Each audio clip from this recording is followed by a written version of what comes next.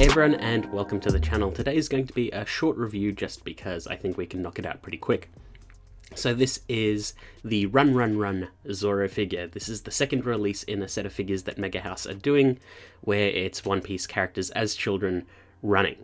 And it's a reference to one of the end credit sequences from the One Piece anime, but they have started doing characters that weren't originally in that ending.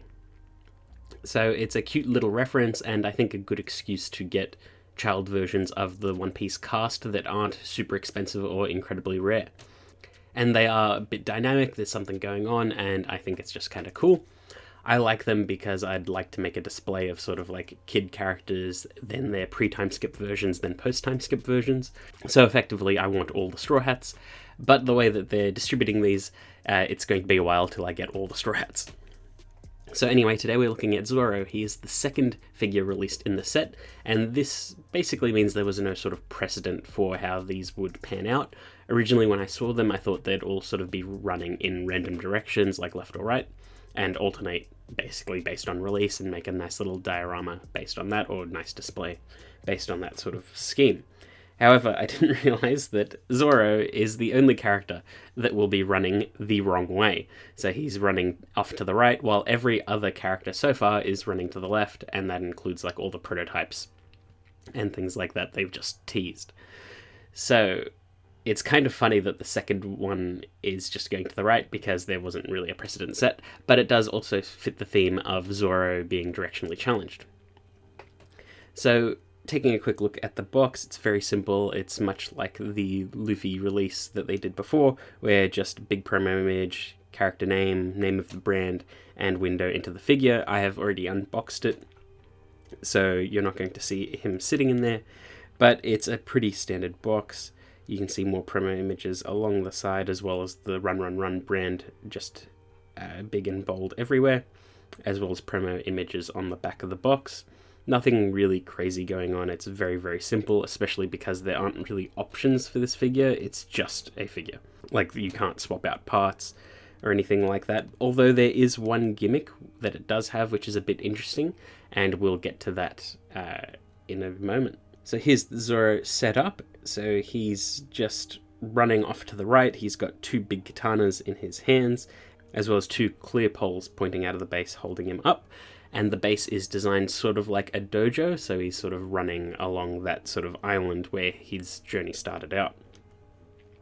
And I believe he's also wearing the outfit from the school when he grew up.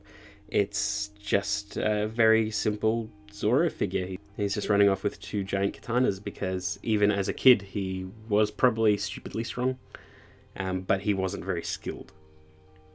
And yeah, it's just really, really well detailed and painted. It's a very simple design, a very simple figure in general. He doesn't have any of the unique blades at this time, so it's just two straight black katanas. They do seem a little like one looks longer than the other, but I think that's just an optical illusion based on where his arms are positioned and the angles they're flared out. But it just looks nice, nothing too crazy.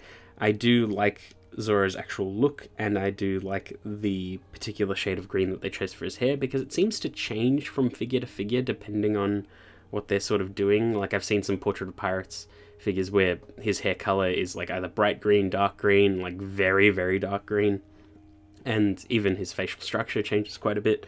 So it's nice to have this color of green. I think it suits him quite well, and any other face details are done well. He's got a sort of deadpan look to him, which I think suits quite well.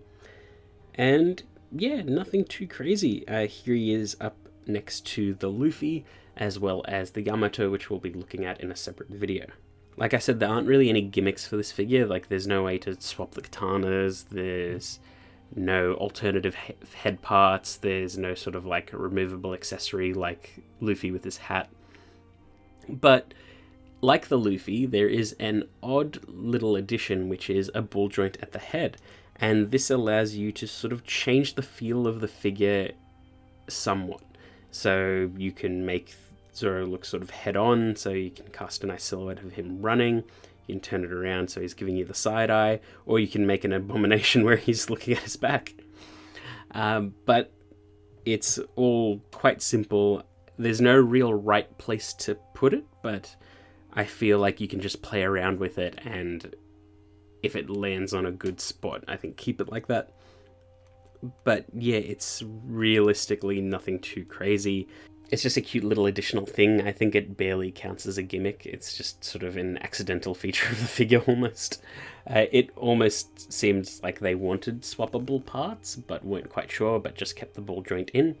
I do know early Portrait of Pirates had ball jointed heads, so I don't know if that's a remnant of that. But regardless, it's kind of cool and was worth a laugh or two. But like I said, there's nothing too crazy about this figure. Everything is clean, everything is easy, all of the paint detail is immaculate. But because the design itself and what's happening in the figure itself isn't particularly interesting, I would say that there's not that much to talk about. It's just good, and that's about it. I do think it's good as part of this line, but I don't think that there's anything particularly crazy about it. I'm sure if you're a huge Zorro fan, you'd want this. And look, I really like Zorro, and I wanted all of the kids' Straw Hats. If I were just buying like singular figures, there's no particular reason for me to run out and grab this. I hope that makes sense, but it's just a nice figure, and there's nothing that crazy about it that's like drawing me into it. It's just nice, and that's it. And as part of a collection, it is very good. But yeah, that's about it. Not really that much to say, honestly. But I hope you enjoyed that video, and I will see you all next time.